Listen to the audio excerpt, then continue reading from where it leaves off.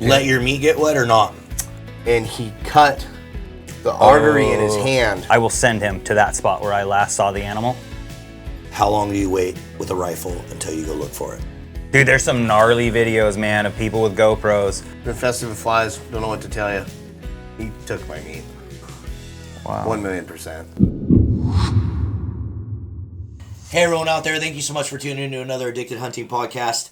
I'm excited about this one because I feel like it's something sometimes often overlooked, and I feel like also hunters seem to get a bad rap for just being like killers, you know what I mean? So that's why I like this podcast. I think it's something we need to talk about. John came up with the idea, but it's basically from field to plate, honoring the harvest. So we're going to cover anything from like how we honor it to how we cut it up to how we process it to a little bit into the cooking part, but that'll be even more into an more in-depth podcast. Transition to another episode. Yeah. So yeah, from field to dinner plate is we're going to talk about everything in between. So let's just dive in. So I think to start it out, one of the main reasons this matters like more than ever is just what I said, because I think with hunting like so much under attack, I think that there's a really bad misconception on how hunters are versus how they're looked at. Well, yeah, we get it's the perception of we're just a bunch of beer drinking hillbillies that drive around, shoot guns out the windows and all that, and I mean, well, and more so that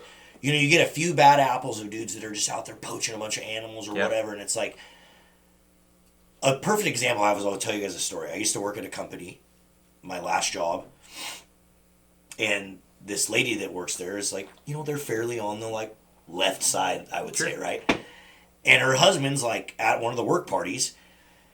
He like is sitting there talking to me and my boss, and he's like, yeah, I don't know, I can't get down with the hunting. He's like, it's just people just like to kill things. They just like to see things bleed and things die, and my old boss was like, dude, that's like not us at all. He's like, if anything, we like don't like to see things die. Yeah.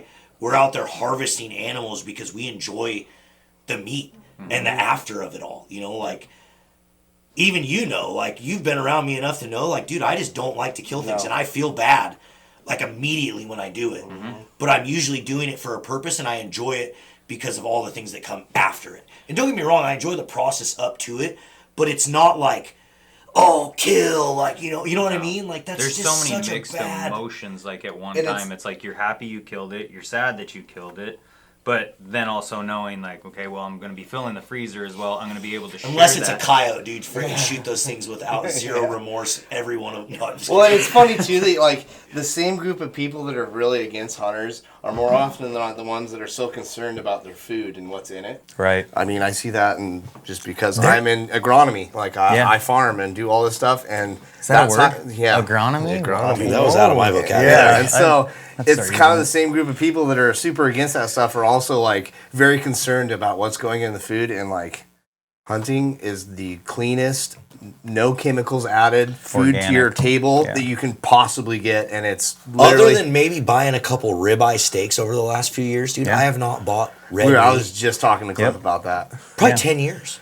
And like right now in this economy, and beef prices and meat prices, it's crazy. Like the amount of money you can save. I mean, that's a relative term. Yeah. because we've dove into but it's a selling the cost point. of hunting. Yeah. But you can having that meat and not having to go to the store and worry about purchasing meat, which I have not done in a long time. Yeah. Is just another relief. And I'll tell you, if your wife or your kids or whoever, your family, like says they're not into like wild meat or whatever, then they haven't tried elk. Because or my wife prepared or prepped right, which we're going to talk about right now. Exactly. So. But my wife, like, she's not really into like game or fish, but dude, she loves elk. Oh yeah. Like when I don't kill an elk, she's mad at me. Yeah. Mine too. So. Yeah. Well, yeah. So I think that's a huge part of what this podcast was really about, and we're going to touch on a lot of that between this or in this episode.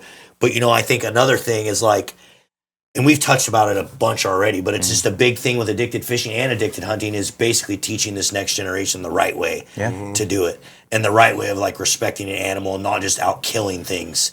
None of us are like that, and I think that any child or any person that we influence into the future, hopefully they're going to learn from us that that's not what it's all about at all. Yeah. It's such a good learning experience for kids. Like with all my kids, when I'm processing an animal, They're in there like seeing what like the meat that they see in the store. They don't get to see hanging and process and the whole process. And there's a ton of learning stuff. Like you learn the different cuts of meat and where they're from on the body, and I mean, it's just. But the thing is, then they don't learn that it's like, they don't just go to the store. And I think that's the biggest like misconception with people is they don't understand. It's like meat don't grow on a tree. Nope. Something has to die.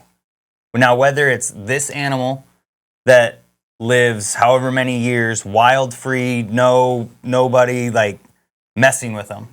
I mean, except you chasing them around. But they live probably the freest life, like freer than a life that we can live. And I mean, to be able to have that versus one that is in, I mean, I don't know if anybody's ever seen a feedlot, but I can tell you right now, those cows aren't having a good time. No. So that's why I only eat free range. Yeah. Free range cattle. free range grass fed only. Yeah. All right. So now let's talk about, I think the next thing to go into is just the responsibility kind of after the shot. Mm-hmm. After the shot, so like, I think step one is like a quick, ethical recovery. Yeah. So which is a hard one because sometimes that's sometimes that doesn't happen. Nope. Yep. With your deer this year, like you shot it, but he was not dispatched. And so we had to go up and do that. And that's, I mean, any good hunter knows that you don't want an animal to suffer. Like, that's kind of, if you feel good about that, then you probably should not be in the sport, in my opinion. Yeah. But you need to dispatch the animal ethically, go up and do it. And you know what's not ethical? 75-yard shots with a bow. You know what's not ethical? 250-yard running shots with a rifle. John said it was only 150. It was not that far. I've been telling everyone 260 just because it makes the story better. 400 yards. Each time he goes up 100 yards, it was at least 860. No, it was like one. But seriously, I do feel like, and again, it's just the reality with a bow, and I'm the worst offender of it. Not necessarily taking a bad shot, but like feeling like I took a good shot. Oh yeah. And then it wasn't a good shot. And that's happened to me 3 times now on 2 deer and on 1 elk. And it's heartbreaking, man. And so I think one of the things I've learned over the years, and I need to continue to learn, it's one of the things I struggle at just in my whole freaking life, is patience. And taking the right shot, it takes a lot of patience. There's I feel like there's panic that comes into it because again it comes down to, and we've talked about it prior, is to where it's like you don't know if you're actually going to get that opportunity again. Exactly. And it's like that's where it comes from. The hard thing for me is I've had so many opportunities where I've been like, I'm taking the shot and then I've got the animal. Yeah. With a bow, it's different. That is not the reality. No. Like with a gun you have, and granted, you still want to be trying to take ethical shots with a gun, and I usually am. Mm-hmm. I'm pretty confident usually with the shot that I'm taking. Yeah. But with a bow, dude, it's just so much like being patient. I mean, the elk story that I've told now like 3 or 4 times on this podcast is the perfect example. It's like if I would have just waited, who knows how much longer it would have taken, but Sean would have drew that bull right out into 20 yards right in front of me in the wide open. Yep. Instead, I took a 40-yard window shot. Yep. And while I thought it was a comfortable shot, I didn't find the elk. Yep. So and that can really, and it's not a bad thing to steer you in that direction to where like for me, I don't think there's a lot of people that should be taking 70-yard shots. I don't want to take a 70-yard shot. Yeah, if it's avoidable, you're doing it. But I also, a lot of times, guys, I'm just playing devil's advocate and trying to be funny on this podcast. Fire me up. If Cliff was standing there and I was with him and he had a deer or an animal broadside at 70 yards, I would be the first one telling him to smoke it. 120 yards, I'd be like, shoot. Can you stack your pins? Yeah. Yeah, and this year during whitetail, when I was ranging that buck across the river, I was like, multiple times I was like, if that thing turns broadside, I'm taking the shot. And it was like 68 yards. But I also had a crossbow. Yeah. So insert hate here. After that comment. All the crossbow haters, bro. Yeah. We might have to bleep this, but you can bleep it anyway. I don't really care. But Skylar said that at one of the hunting shows, the Hunt Expo, there was a company there that had a shirt that said crossbow. Yeah. And he they said sold it like was selling, crazy. dude. He said it was selling out Yeah. like crazy. I'm like, cool. Yeah. We should all order those and wear them. The stands. We should wear them in hunting camp. Just walk in with. This year, I'm definitely making a hoodie for camp. Yeah. Oh yeah, we should. We got to make a hunting hoodie for camp, and we got to film it this year. We're gonna film our whitetail hunt this year, guys. It's too good not to. We're going to. It's awesome. Yeah. So let's like talk about after the shot.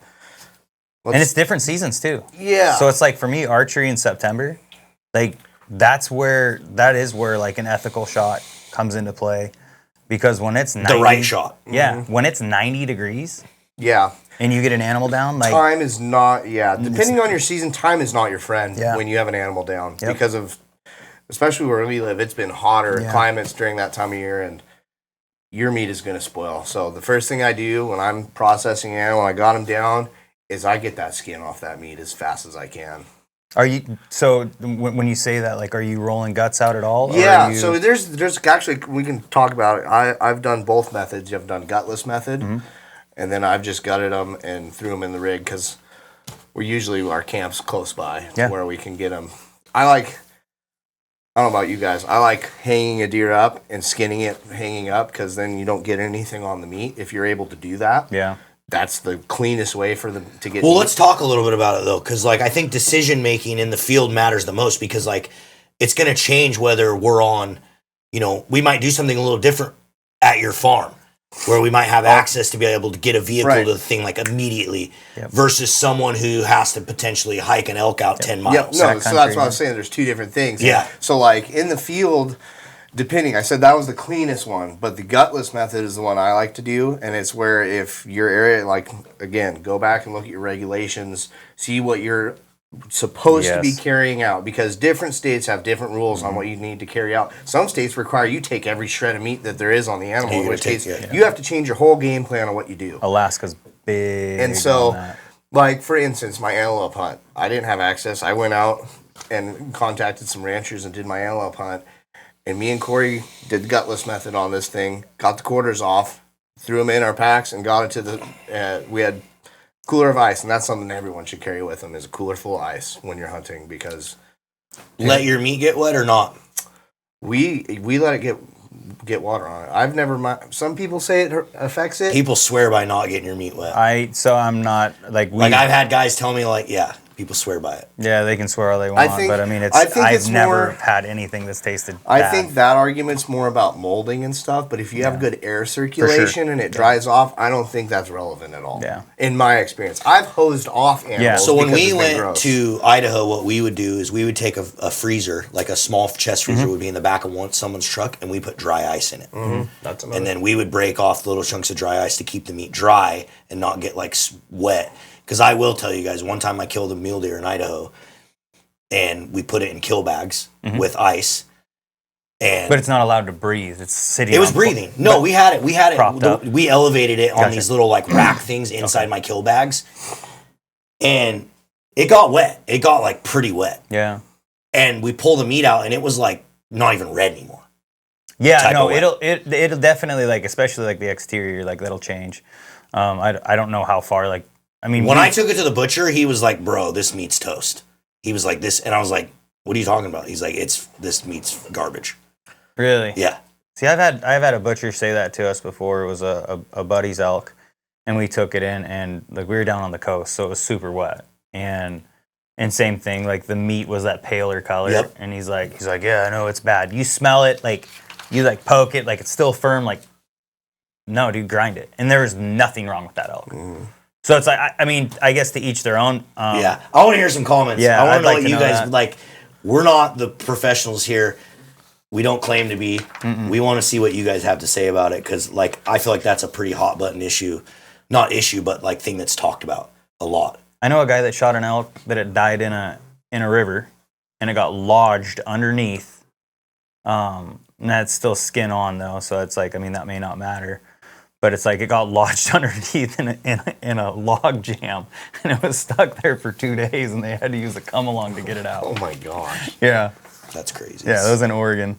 But, I mean, I guess we kind of jumped the gun. I mean, gutting the thing is the first thing, unless you're doing the Right. gutless method. And we'll be posting, I think this next year we're going to try and get as many tutorials on that Yep. kind of stuff. And that kind of stuff, guys, you're going to see on our Facebook page. So, and you may see some stuff on some of the short form stuff. But yeah, like we'll have some longer form, really educational stuff we're posting to Facebook.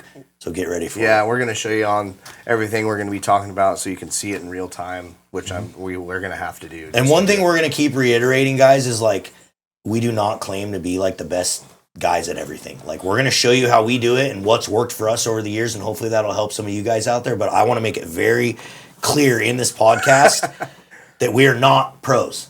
We don't claim to be pros. We're not professional hunters. We're just guys that freaking love to hunt and we want to share our content. Well, I'm going to let Marlon speak for himself on that one. Yeah, unless John thinks he's a pro. John can pretend he's a pro, but you guys can also wreck him in the comments. I'm just kidding. This gives you full right to wreck him in the comments. I've seen No, his wall. I'm not a pro. It's pretty impressive. Yeah. His wall's impressive. So, yeah. I just know that there's a lot of stuff that I do that people will be like, this guy's an idiot. Dude, but it's the I same- don't care because it works for me. No. Yeah. Like, No. It's the same thing with fishing, though. Whatever too. It goes floats the your same boat. way. And there's probably methods we haven't even seen or done. dude, have you seen the tennis ball skinny? Yeah, method? I wanted to try it. Yeah. We should Or a try it golf this ball. year. Yeah. My Yeah. dad actually brought up to me, he's like, we need to try that one of these. I'm Seen the like, air "We should." compressor ones? Yeah. Yeah.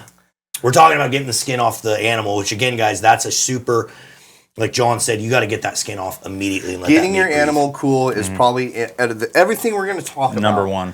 Is the number one concern out of everything. Yep. Like getting that meat cool. Because the crappy thing about this, like Marlon said when he took it to the butcher, that is technically what you'd consider waste of game. And that is a chargeable offense from a Yep. game cop. Like Yep. you can get in trouble for doing that. So we want to make it very crucial here. Well, to be fair, I made the guy process it anyway. Yeah. And I turned it into pepperoni. And I'm going to tell you something. It didn't taste any different than the other pepperoni. Yeah. So, That's And it sucks, and it's a hard learning curve. I mean, most people are gonna get a get out of jail free card if they're learning to do this stuff. Yeah. But it is something that you need to keep mindful of. And it's just a waste. I mean, it comes down to the and respect it sucks. of You don't want to things, waste a live animal that you spent all this time and effort getting in. yeah. To get thrown in. So the gutless method is nice. What about if you don't do the gutless method? Is there scenarios where you've done that, where you just take the guts out and... Yeah.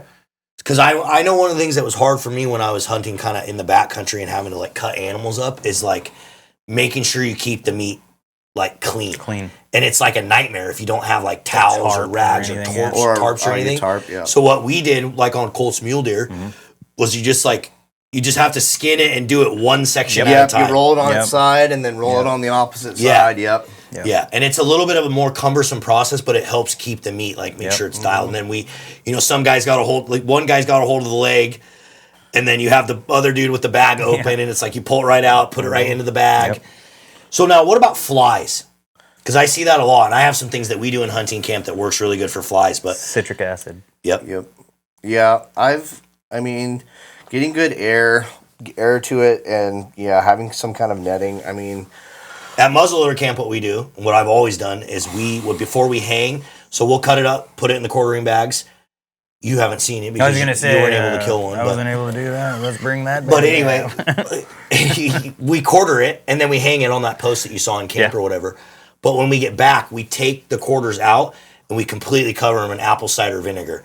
Then we put them back in the quartering bags, and that usually will help eliminate any like flies or anything messing with the meat at all, or citric acid or whatever you can use. But people have always told me apple cider vinegar works extremely well. Helps. I've never used that. So, Yeah. I mean, Well, it's worth a vinegar makes things not spoil.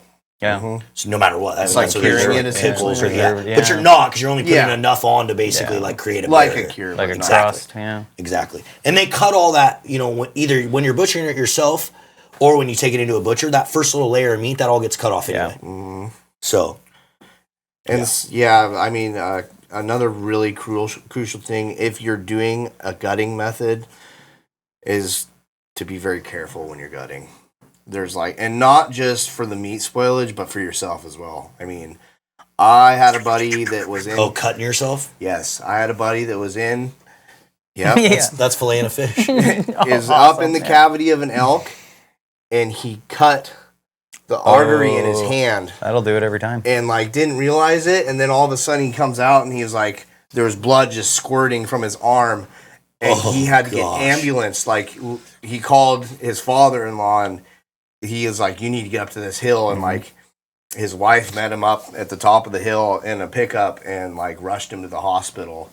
But like when you're in the cavity of an Take animal, your time too. Like you gotta be very like, careful. Not just about spoiling the meat, because if you cut the guts or whatever and spill it on that, that's a risk you run with meat. But be careful with yourself. You may not make it out. Like you are in danger because you can't see what you're doing a lot of the time. And we'll post a video in the future of how we do that kind of stuff. And I will say this, and there's nothing against Havalon. I have one. I think they're great knives. But if it's your first time going, do not buy a Havalon. Until you get proficient at like taking care of an animal, don't do it, because it is guaranteed. And that's like the running joke with Havalons. It's like, It's hard though, because to do it has to be sharp. You need a sharp knife to do it right. Yep. Well, what I do with the gutting, I'll take my dullest knife in my thing. Oh yeah, for gutting gutting, yeah. I'll take because you got the diaphragm you have to get through. So what I'll do is I'll get the throat, cut through the diaphragm, reach up as far as I can get where I can feel his esophagus or his throat.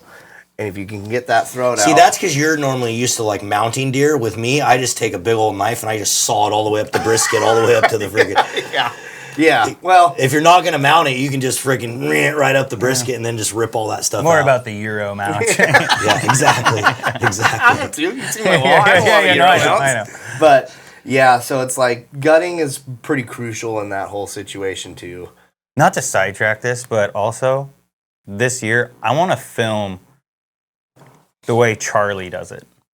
That dude. Yeah. I will tell you, like, I have never seen anybody. He's a master. It's so clean. It's the cleanest I've ever seen anybody do it. Good. Yeah. For those of you who don't know, Charlie's the ranch hand that our Ohio lease that he's phenomenal. Is well versed in cleaning deer. Yeah. It's pretty amazing actually. So back to topic. Sorry about that. Which, by the way, we need to get that group text going if we're going to get corn planted. Yeah. Like probably ASAP. Yeah. Yesterday. Yeah.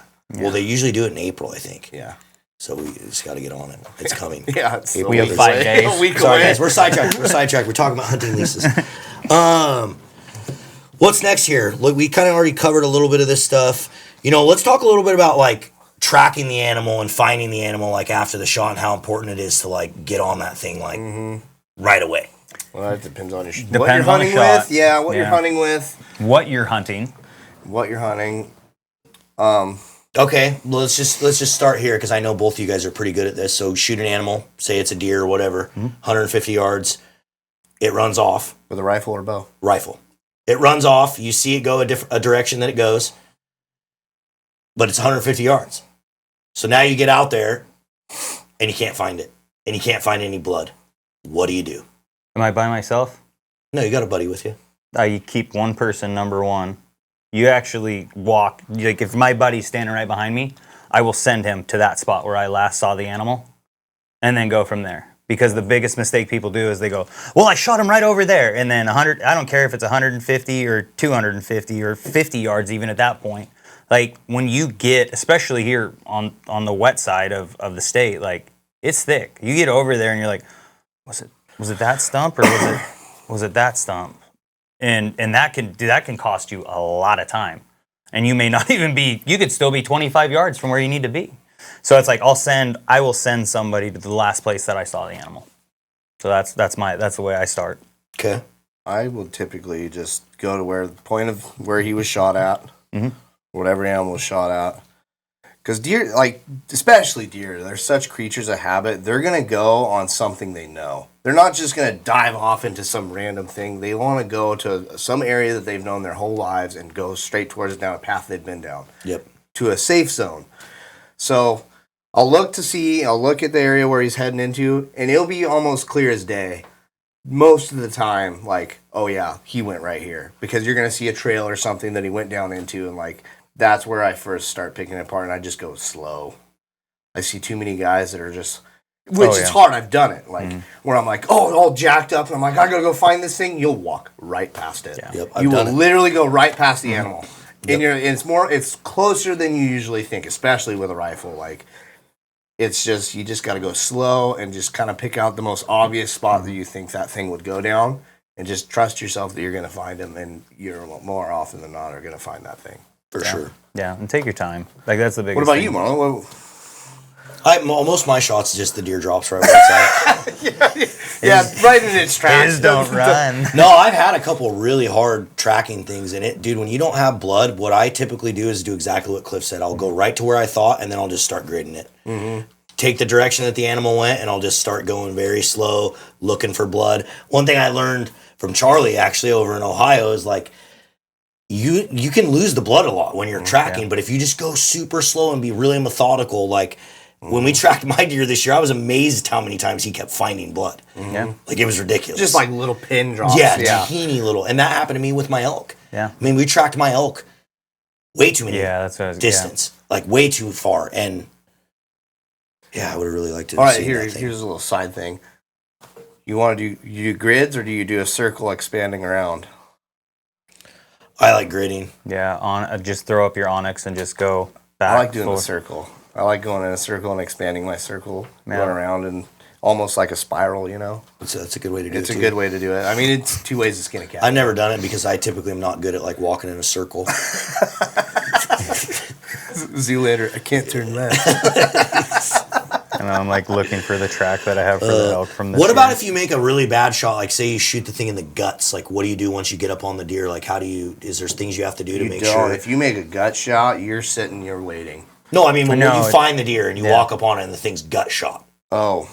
Is the meat ruined? No. Make sure it's dead. Make sure whatever. This is one thing I see in the field happen way too much. Is guys go out to go track their animal. What do they leave?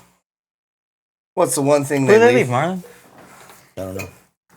Their rifle. Oh yeah, their weapon. Their weapon. I've done that a few times. I've done it. I've seen so many guys do it that have been like, "Oh, I got it," and they go up to their animal, don't bring their weapon. They get up on the animal, and the animal's not dead. Sees it, pops up, and runs off, and you're like, "Oh!" I had a blacktail do that last year.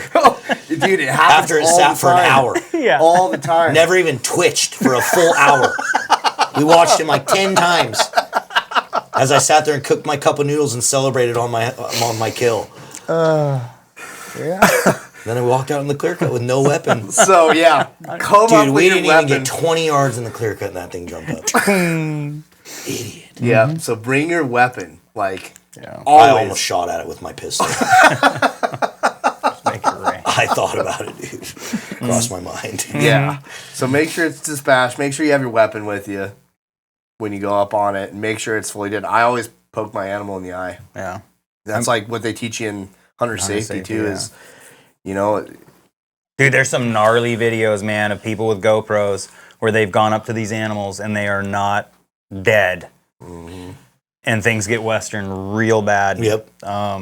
There's stories every People year. got killed and stuff. Yeah. Too. Yeah, gored and all kinds of crazy stuff. Yeah, and I've heard of stories, guys down on the Oregon coast, like impaled by elk because they went down and they thought it was dead, and then next thing you know, they got speared. So, yeah.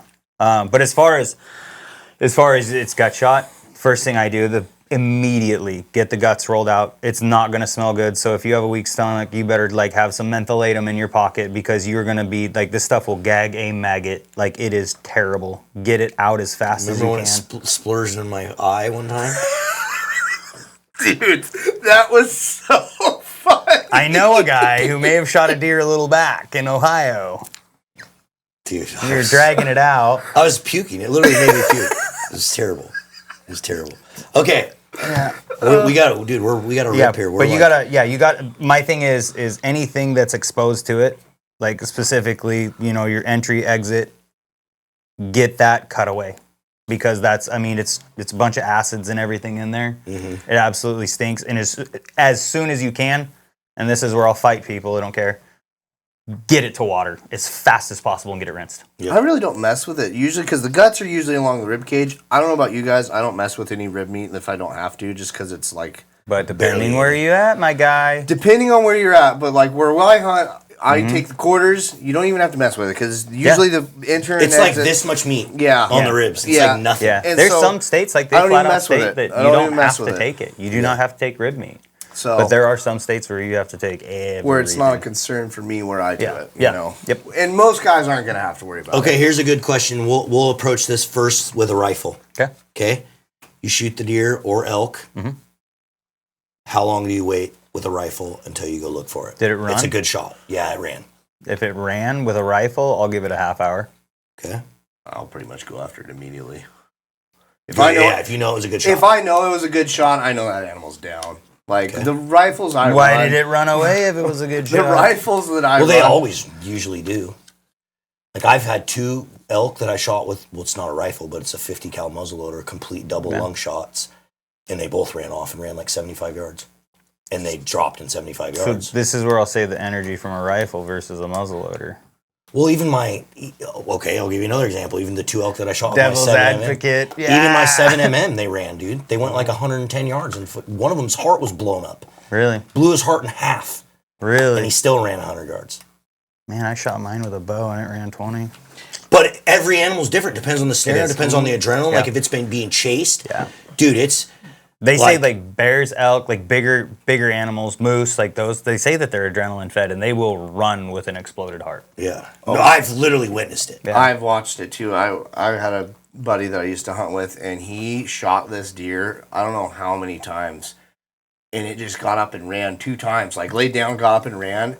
And by the time it finally expired and was done running, we got up to it. When I gutted it, there was not one organ left in it. Just the heart, lungs, liver, all blown. I'm like, and I opened it up and I'm like, how was this thing running? Like, it was amazing. I'm like, and it was just pure adrenaline. That thing was just going on adrenaline, and that's it. Because everything else in it was destroyed. Yeah. And it was crazy. I was unbelievable. I couldn't even believe it happened. It was just, and that will happen sometimes. Yep. Just What's goes your to answer? show. That's crazy. How long do you wait? I typically wait a little bit. I'm going to wait like... I don't want to jump them. Yeah, I'm going to wait 15, 20 minutes usually if I think it's like a good shot. Like I'll usually... That's what we did on that deer. Like we were like, all right, let's just like eat some cup of noodles. Let's sit here and watch it. He ain't going nowhere, yeah. He ain't going nowhere. He's sitting right there. I shot another deer too where I made a super good shot, but it was like 300 yards. But like, dude, we were confident in the shot. We watched him buck up, but we waited about 15 minutes before we walked over there. And then it took us another 15 minutes to get there. But I typically wait on every animal, especially if I knew like, okay, I made a good shot, but he ran off. I couldn't get a second shot in him. Let me just, unless he like dropped, then I just walk right up on him and make sure I have my gun, hopefully. Dude, I can't wait. It just depends on how far it is. Yeah, Don't want to carry it that far. Exactly. Well, the way I think of it is like when I shoot him and I know I made a good shot, I'm walking up to him because typically when you're going to walk up to an animal, it's probably going to take you 15, 20 minutes, depending on your shot, like maybe even longer. The time from where you take your shot to that animal running off, some time is going to go by between you and then. I'm like, I'm not worried about it. I'm not going to be like sprinting over to it, but. Yeah. So what about a bow? A bow? A good, how long are you waiting on a bow with a good shot? It takes away. I'll wait minimum 45 minutes. Yeah. Unless I can watch them fall, I will wait 45 minutes bare minimum. I'm 45 to an hour too. That's what Sean always taught me. Mm-hmm. On that elk that we lost, we waited an hour. Yeah. We still lost. Which theoretically, I mean, and we jumped him halfway through the track. It should be, and that's, I mean, that, and who knows? Like, I mean, it's okay. Well, you get some guys, they're like, oh, well, you should have left it a little bit longer. And it's like, you don't really know. Like, this is just kind of like, you could throw that in like an unwritten rule, I guess, of it's that 45 minutes to an hour. But I mean, there's some times where it's like, maybe we should have waited longer. And another best thing you can do, because it's all situational, right? Yeah. Is sit and just be as dead quiet as you can and listen. When you're shooting with a bow, you will hear that thing tromping through the woods, and more often than not, if you're making a good shot, you hear him crashing through the woods and then a big crash. Yeah. And that's that thing tipping over and stumbling in the woods, and then you're like, oh, he's down right now. But at least I had that bite me on that bow, that deer. So I shot like a 160, probably 170 inch buck on the Ohio lease. I rattled the thing into like 19 yards. It was a monster, dude. Like really big buck. And when I shot, I knew the shot was like a little far forward, like but it got, I mean, the arrow went in like, plenty. Still went in. Yeah. And I'm thinking I lunged him for sure. Yeah. But I heard him like over and then to the left. And then I heard I'm like, oh my God, he just dropped, dude. I'm like so excited. So I sat in the tree stand for about 20 minutes, called John, called my wife, like, just killed a monster, dude. Like, it's big. Yeah. And I'm telling everyone. And then I got down out of the tree stand at about 37 minutes. I had waited in the tree stand. And it was getting dark, so that's why I was like, I'm freaking getting down, dude. Like, I gotta look. Again, situational for sure, yeah. And so I get down. This time I was ready. I had another arrow knocked. Like I was like, if this thing gets up, I'm shooting it again. Yeah. And I literally got out of the tree, walked up over the first hill where I lost sight of him, and literally looked to the left, and he got up and gone. And he went to the top of this ridge and just yelled at me for like a while. Yelled at you? Did you ever? Yeah, Was that thing like ever deer found? scream. That deer scream. No, What does it sound it's like? really where I wish we would have had that drone guy at that point. Yeah, no Yeah. kidding. Drone recovery. We would have found him for dude. He was dead for sure. The amount of blood. So we waited after I jumped him. We just bailed, and I had to fly out. Then my flight was booked for the next day. So Charlie and John and Mike. Yeah. And dude, where he bedded down for that 38 minutes that I waited, Puddle. dude. It's probably where you would have expired if you didn't bump him. Yeah. If we would have waited and I just would have went back in the morning, he would have died right there. But it's just Hard the way telling, not knowing, dude. it's just the way she You don't know, yeah. But it was a monster, dude. And that's why I keep waiting for you guys to have a good experience, because it's like the first year I went, I killed my deer on the second day I was there. The second year, I rattled that one in. And then now third and fourth year, third year I didn't have a chance. And then fourth year I made another mistake like an idiot. I saw that deer. Yeah. It walked right into me, looked right at me. Yeah. This year we're all killing. Giant. I'm calling it right now, dude. Manifestation. Yeah, dude. Manifestation, baby. Take a bow, kill a doe. Let's talk about improper transporting of deer, or animals, I should say. Tag it. Yep. Rule number 1. Yep. Get your tag on that animal as soon as you get to it. Like, it should be even before you start even For processing. me, it usually depends on like how big the deer is. And where you got it? Totally joking. Hey, you guys are going to see throughout this podcast, and if there's any game wardens watching, you're going to see that I'm going to make a lot of off-kilter joke comments. Please don't take them seriously. they're gonna like circle your house. Oh, God. Here we go. Now I'm going to get investigated. Nope, trading up. No, seriously, get it. I do the same thing like when we're fishing. I always try to tell people, like, dude, before you put that rod back in the water if we're on my boat or whatever, tag your fish. It's required by the law, something you have, like... We did it immediately with my buck. And that's the thing I love about Oregon, and now Washington's gone to do it too, is you can do it on your phone. It's just super quick and easy. Well, and then also, the not just that, but you have to have a physical... Like, if you are doing the e-tagging stuff, which a lot of states are switching to, you also have to have something on the antlers required by state to transport. Like, you will have to, and that would be something cool we should make. Some guys do it, but, like... You have to have, like, your hunter ID number, the date of harvest, and all that information that's on your tag on the physical, like, right here, you know? And so, for transport, because there are check stations set up, and I made the mistake of not having stuff, and they're like, oh, you need to have this. Really? And they had, yeah. And they're like, you need to have this. Luckily, they had stuff it to do says it when you tag it digitally. It literally says, like, make sure you have a physical tag on Put your the animal luggage for tag on it. Yep. everything for games. Yeah, exactly. Yeah, we're gonna make luggage tags so you Normally, guys can so what purchase I them. do, guys, is I just have a piece of paracord in my Yeah. thing, and I just tie my tag right to the antler. Yep. Yeah, I always have just like whether it's like I usually have it like on a lighter. I'll use electrical tape and just wrap my lighters with them, and then I just take that and just wrap them because electrical tape will just when it seals on itself will not come off. Yeah, for sure. That's a good way to do it. Okay, now, this is something I feel like's a little bit of a controversial topic. Processing your own game versus taking it to a butcher. What do you guys prefer? I've heard horror stories. I've always done my own. I got buddies, they'll take theirs in. The only stuff that I take in is because now I'm lazy, but the way that I'm not even going to say the way I do it because I don't want people to do it and start messing with the way that I do it. No, I'll tell you. So all my steaks, everything that I do, like I'll cut out, I'll take care of that. All my burger meat, I wait till after season. I wait till everybody and their brother is already taken in their like pine needle filled, like mole hole, gopher drowned, like looking animals that are in there that are gross that I wouldn't even hang a deer next to.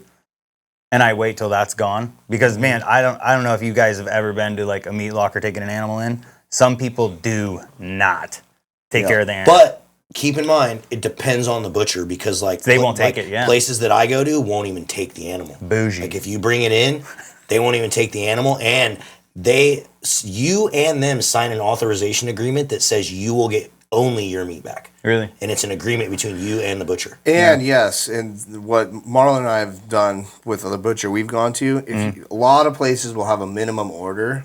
Yeah. A minimum to get your own meat back. Otherwise, if you're getting give them a small, say, give them 10 pounds, you're like, I want to make pepperoni out of this 10 pounds. It ain't worth their time to do 10 pounds of just yours and have a bunch of clients. They're like, but if you bring in their minimum of what they can do in an order, which is what I do for my pepperoni, because I really like our pepperoni we get.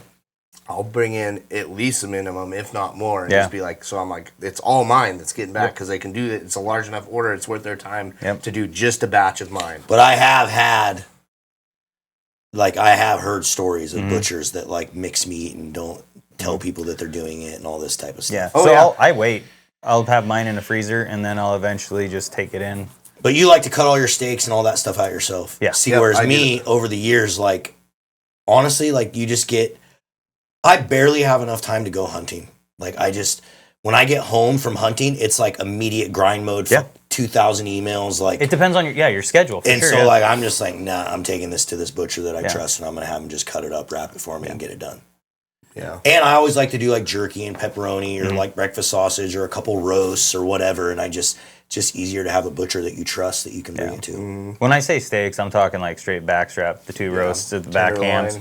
And then, then the rest of it. I don't have time for that. The rest of it just goes. Fair enough. The rest of it just goes to grind for me. Yeah. I'll make it pretty easy. I kind of do a hybrid like what you do. Dude, you do a good job. I was there that one day, man. I will tell you, this guy can wrap some meat. It was pretty impressive. I'll cut out all my steaks and separate everything how I want it, and then make all my trimmings. Because butchers have a hard job, and a lot of time, dude, over the past few years, I've noticed butchers are really hard to get into. Some places you'll go, they're we're full.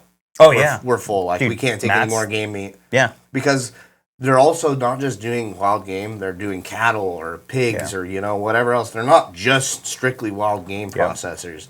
And so... There's some that won't even do wild game. Yeah, and so... A lot of them now. Yeah. Because you can't be USDA certified if you do wild game with anything. Really? Yep. Well, I don't trust the USDA anyway. Me neither. Me neither. Don't kill us, Illuminati. And then cost comes into a major factor. It is expensive. I think to do my deer this year at your butcher, I think it was $400 and something. It might even have been more. It's a specialty meat too, though, for the... Did they charge you a deboning fee? No. So I know a guy that took one to a butcher that got his first deer this year, takes it in. Yeah, I want some pepperoni, some burger, some breakfast sausage, right? It wasn't a big deer, but they charged him. It was $150 deboning fee. I was just deboned himself. I was he didn't know that. He didn't even know it till he got the paperwork at the end. Yeah. Specialty meats are going to cost you more, but if you're just doing steaks and burger, it's cheap. Yeah. I know Popoff got his whole tier made into pepperoni. It was $800. Yeah, I was going to say, that ain't going to be cheap. It was $800. I did pepperoni. I basically said, give me my backstraps and my tenderloins, and then just pepperoni the rest of it. Yep. So that's why mine was mine might have been $500. I can't remember. Yeah. But it was a lot of pepperoni. I'm still trying to eat it. Oh, there's so much, but they're Dude, so easy to give away. The season's early, yeah. You got plenty of time. Yep. I am running out of my Butcher Boy pep though. So that ain't good. I need to kill something soon. Yeah, it was rough. We're far from rough year. We're far from. Yeah. No, dude. I'll figure something out. There's gotta be something we can go kill. Turkeys soon. Turkey pep. Yeah, dude. Small batch, small run. Yeah. I will say, actually, I did have a horror story with, I draw antelope tags, and I'll get doe tags every other year, and this was the first year I got a buck tag. It took me 14 years, but it's a big deal. Antelope's my favorite, and my dad's favorite meat. So I processed this thing, right, and got it all hanging, and I took it into a butcher, and I was like, oh, we'll get it all done. He gave me one, I'm trying to think, it was probably about this big a box. Depressed. And that big, and he handed it back to me, and I was like... Where's the rest of it? And I was like, where's the rest of my antelope? And he's like, oh, it's infested with flies. And I'm like, no, bro. I was like, I made sure it was clean. There was no flies in it. like I take really good care because I'm able to where I'm at. Like, there's no flies whatsoever. He's like, oh, sorry, bud. Been infested with flies. Don't know what to tell you. He took my meat. Wow. 1,000,000%. Like, just copped it. Well, that's annoying. And it's like, dude, you hear that, and that's what gives some butchers a bad name. You know, I switched to butcher because I know that he took some of my elk one time. Like, I was positive. And I was like, yeah, that would be the one I'd be really hesitant on. Like elk, specifically elk. I'd be really worried about that. Not that antelope are big anyway, but like when you get a tiny little box, and you're like, no, dude, Coleman like there's more I than had that that. happen with a blacktail one time, and I questioned him. And the guy was like, "Bro, your blacktail was like 60 pounds. Like, this is what you got back. Like, trust me." And I was like, "All right, yeah, you're right." Blacktail aren't big by any means. No, not all of them for sure. Now let's talk a little bit about like using.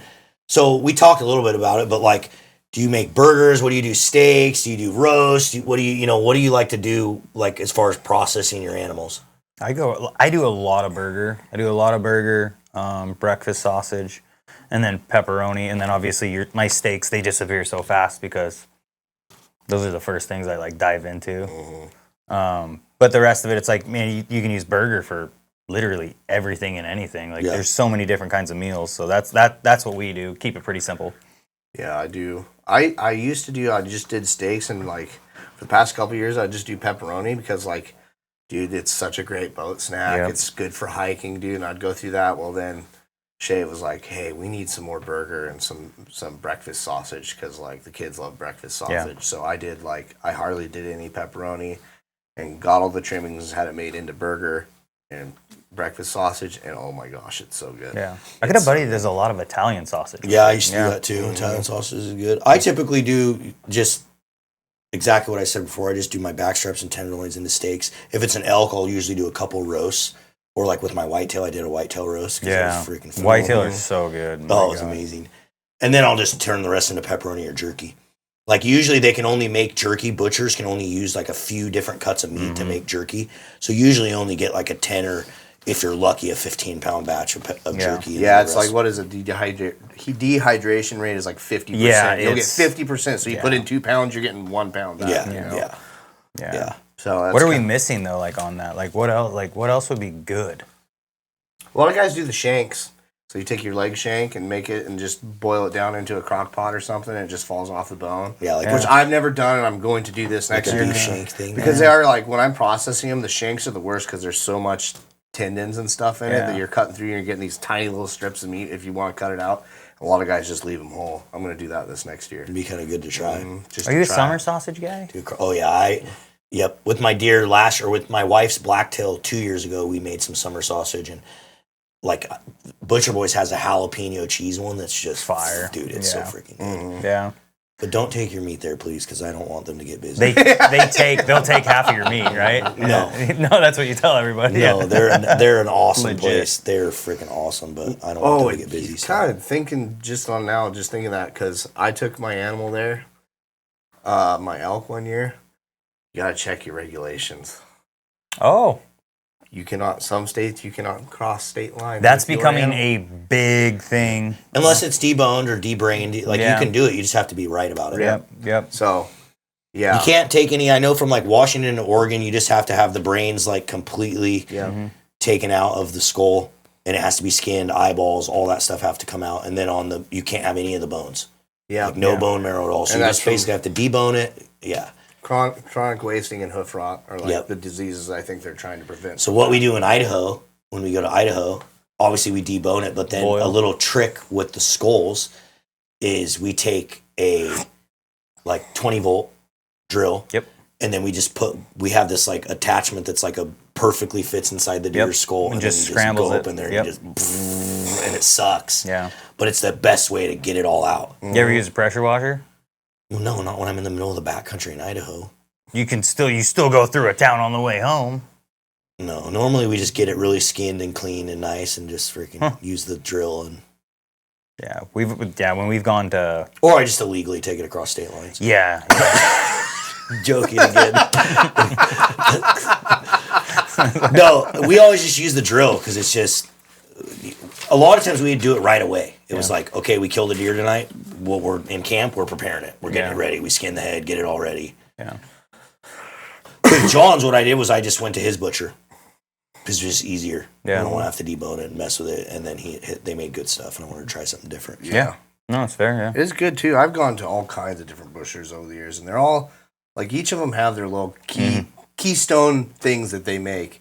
And it is cool. Like Butcher Boys, I've been a big fan of their stuff. And then, dude, their teriyaki pepperoni is freaking fire. And I'm telling you right now, they have a sweet and smoky jerky. Ooh. That if you could go there and get your animal made into that jerky, I would be willing to bet anyone $100 that it's the best jerky that they've ever had from a wild game processing place. Mm-hmm. It's that good. It sounds like a challenge. For someone that's not wanting them to fill up, you sure. Yeah, I was gonna say. You sure are plugging them a lot, dude.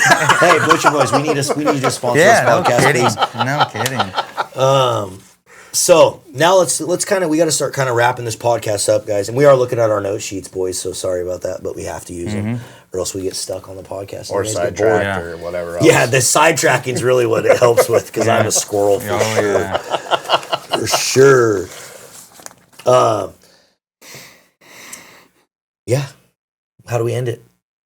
What's the last little touch point pieces? Segue into our next episode about bringing it to the table. Yeah. We're going to go into some big details, guys, just talking about all the different things that we've done over the years with our meats. Because I got some pretty good things that I like to do with mine to prepare it. One thing that I think we should kind of end on is, again, just touching on what we talked about in the beginning, that, like, you guys could see how excited we were talking about that subject and just processing our animals and taking care of our animals, and then all the thing that come after it, like filling the freezer. Yeah. Like being able to spend a season, and sometimes, like when I kill an elk, it'll last me a season and a half with my family. I think one thing we didn't hit on, though, is like, the sharing with friends, family, like people that don't hunt. Yep. Like, and that's one of the... That's how you get people into hunting. Dude, that can cross a barrier to where it's like... I mean, you're going to get one of two things, right? People are either going to love it, or they're not about it. You know, one of the things that I hate, and this is a little bit with sharing and, like, sharing with family... I don't know if this is like this in Oregon, but in Washington State, you are not allowed to trade. Like, if I wanted to go to you and say, here's 10 pounds of elk meat, can you give me one piece of bluefin tuna? That is technically in Washington State illegal. And I think that is the stupidest thing on earth. I'm just going to say it's people that run the state and make those rules. Yeah, I think that's probably not a real enforced thing, honestly. It's probably not, but I think it has to do with, like, selling of meat and trading it for value, because people will be like, a lot of them say not for resale. Come mow my lawn and I'll give you some salmon. Right. Mm-hmm. Well, technically you're trading for value, and so you're not allowed to technically do that. I think that's retarded. I was going to say that. See, I got it, Wayne, so you didn't have to bleep that out. I think that it's really dumb that they do that. I wish the state would change that. Like, you should be able to. Yeah. Back in the day, dude, how do you think people lived? Everybody traded. Guess what? There's one little word that can change all that. Gift. Yeah, it's a gift. I'm gifting you this. Yeah. If you want to gift me back something, that would be cool. That'd be awesome. Yeah. Exactly. Yeah. True. Yeah. But anyway, giving to friends and family. Yeah. I cannot tell you how many times, like, even the last 2 years, I've given Cole all sorts of elk meat because he comes to elk camp and he helps and he's a part of elk. And he's a part of being there. Yeah. And so I'm like, here, dude, you want some of my elk? Like, take some. Oh, dude, it was crazy. So Corey, when I did my antelope hunt, he was just like, he helped me. Like, he did all the scouting. I just showed up. I just didn't have time to do it. And he knew where these animals were and put me on it. And I gave him one. Typical John hunt. Yeah. I gave him one whole backstrap and a quarter of it, and he just looked and he's like, "No, dude." I'm like, I'm just thinking now. I go to John's farm next year. And he's like, "I don't know how to figure it out. I don't know where the deer are at." Yeah, exactly. Hey, Ron, here's your gun. Go. Good luck. Find him. Go ahead. Yeah. Oh, by the way, no side by side either. You can walk right from here. It's a nice walk from the house. Yeah. I did all the scouting, dude. Don't want to give you one of those John hunts, you know? No, and that's what good friends are for. Yeah. I tried to help Cliff this year, like I was trying to in our hunting camp. I'm like, and this year if he hunts archery, I'm going to take him to every single spot that I know to try to help him get a deer or an elk. Yeah.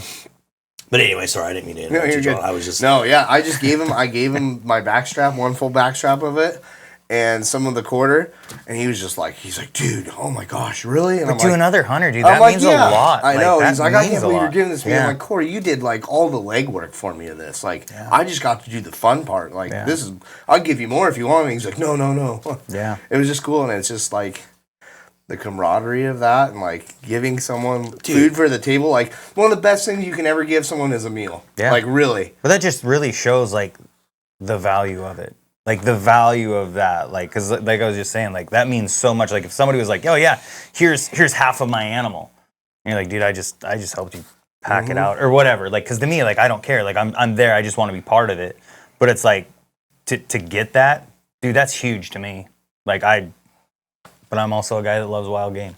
So to feed someone is actually probably one of the greatest gifts you can give somebody. Honestly. Really. Which reminds me, I should give you guys some of that. When you guys leave today, you should take a little bit of Access Deer with you. don't threaten me with a good time. Because that needs to get eaten, and it's like so good. Yeah, it's really, really phenomenal. You guys should take some of it. But I would, but I don't like to hunt that way. Yeah, exactly. Exactly. I don't take handouts. No peasant.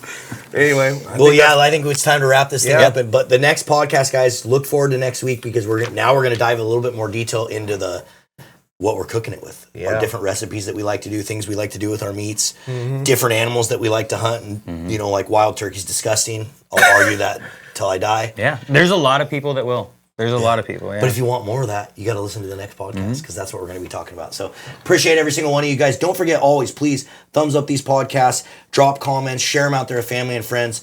We're really loving this platform and being able to do this and share all of our experiences with you guys, and I hope you guys are loving it too. Yeah. Oh, sorry. No, go ahead. And let us know what you want to hear us talk about in the future. For sure. We would love to hear what you want to hear us talk about because there's all kinds of things we can cover and...